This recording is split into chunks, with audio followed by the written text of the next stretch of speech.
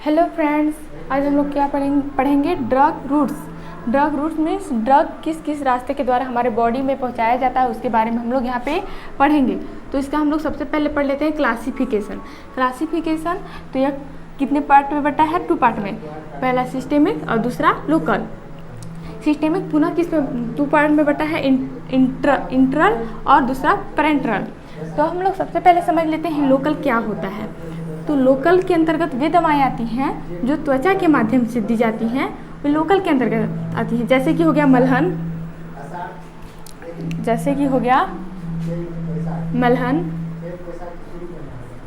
या फिर जो दवाएं तेल के रूप में दी जाती हैं उसे तेल समझ लेते हैं, तेल और ड्रॉप। ये सब किसके अंतर्गत आती हैं? लोकल के अंतर्गत आती हैं, जो त्वचा के माध्यम से दी जाती हैं। ठीक, अब हम लोग समझते हैं इंट्रल और पेरेंट्रल क्या होता है।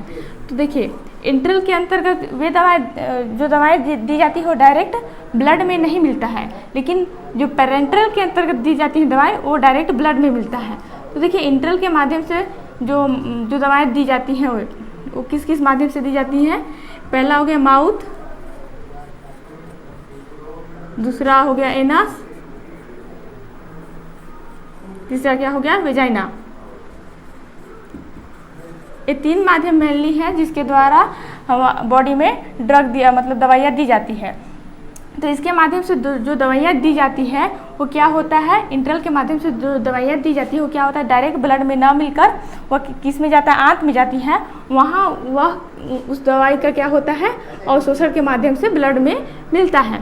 लेकिन पेरेंट्रल में क्या होता है? डायरेक्ट ब्लड में दवाइयाँ मिलती हैं। वो किसके थ्रू दी जाती है? इंजेक्शन के थ्रू दी जाती हैं। तो मेनली हम लोग यहाँ पे क्या पढ़ेंगे? पेरेंट्रल के बारे में पढ़ेंगे। तो अब समझ लेते हैं हम लोग कि दवाएं जो दी जाती हैं वो कहाँ कहाँ पे दी जाती हैं। तो हम लोग त्वचा के बारे में पढ़ लेते हैं कि त्वचा में कहाँ कहाँ दवाएं दी जाती हैं। तो त्वचा का सबसे पहले जान लेते हैं कि त्वचा में सबसे ऊपरी परत क्या होता है? एपिडर्मिस। उसके जस्ट नीचे क्या होता है? डर्मिस होता है, और उसके नीचे सबक्यूटेनियस टिश्यू होता है, और उसके नीचे मसल्स होता है। तो त्वचा की सबसे बाहरी परत एपिडर्मिस होता है, जिसमें क्या होता है? एक मेलेटोनिन नामक पदार्थ पाया जाता है, जो क्या होता है? मनुष्य का कलर निर्धारित करता है। मेलेटोनिन नामक एक प्रोटीन पाया जाता है कहें तो वह मनुष्य क्या होता है? कलर निर्धारित करता है। उसके नीचे क्या होता है? उसके नीचे क्या होता है? डर्मिस होता है। डर्मिस में ही क्या होता है? वेन्स होता है। वेन्स, आर्टरी, ब्लड वेसल्स, ये सब क्या होते हैं?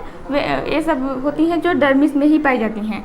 इसमें से ही क्या होता है? रूट हेयर निकलते हैं, जिसको रोम कहा जाता है। ये किसमें निकलते हैं? डर्मिस से ही निकलते हैं। उसके नीचे क्या होता है? सबक्यूटेनियस टिश्यू होता है, जो क्या होता है? वसा का बना होता है, जो क्या होता है? फैट का बना होता है। और जस्ट उसके नीचे क्या होता है? मसल्स होता है। अब हम लोग देख लेते हैं इंजेक्शन लगाने के आधार पे कितने प्रकार के होते थे।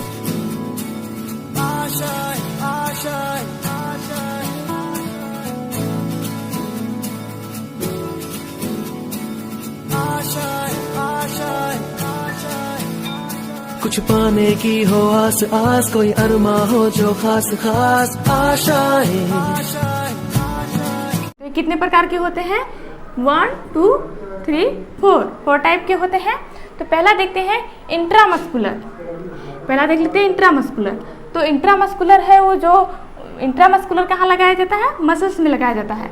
यह क्या होता है? कुल्ही में लगाया जाता है और 90 डिग्री के कोण बनाते हुए लगाया जाता है यह इंजेक्शन। इसे शॉर्ट में क्या बोलते हैं? IM बोलते हैं। आप लोग देखे होंगे कि दवाई सब में जो दवाइयाँ आती हैं इंजेक्शन वाली, उसमें IM, IV, SC, ID सब लिखा हुआ होता है। दूसरा क्या है? सबक्यूटेनियस होता है। यह कहाँ लगाई जाती है? बाजू में लगाई जाती है। जो कोरोना वायरस का भी टीका लग रहा है वो किस प्रकार का है? सबक्यूटेनियस प्रकार का है। यह जो है जिसमें वसा मतलब कि कहा जाए कि जो वसा फैट हमारा पाया जाता है वहाँ पे यह इंजेक्ट किया जाता है।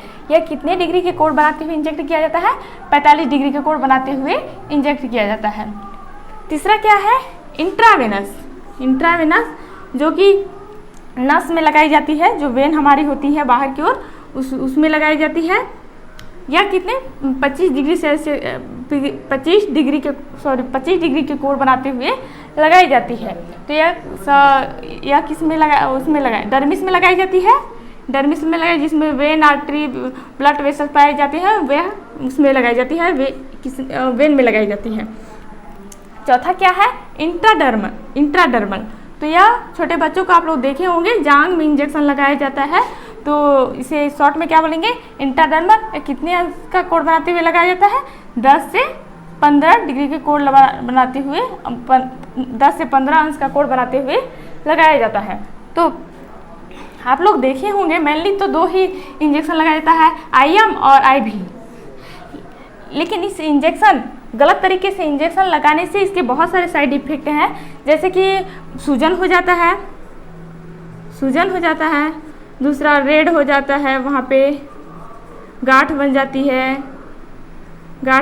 है और भी बहुत सारे नसों पे ब्रेन से जो तंत्र निकलती है, नसें नहीं कहा जाए, जो तंत्रिकाएं निकलती हैं, यदि उस पर इंजेक्शन लग गया तो क्या होता है, पैरालिसिस की समस्या हो जाती है। बहुत से नर्सेज जो हैं वह नर्सेज नहीं कहें, जो स्टूडेंट है वो ट्रेनिंग लेने के लिए हॉस्पिटल वगैरह में आती है, तो उनको उतना आइडिया नहीं होता है, तो वे गलत इंजेक्शन लगा देती हैं, जिससे कि बहुत सारी प्रॉब्लम हो सकती है।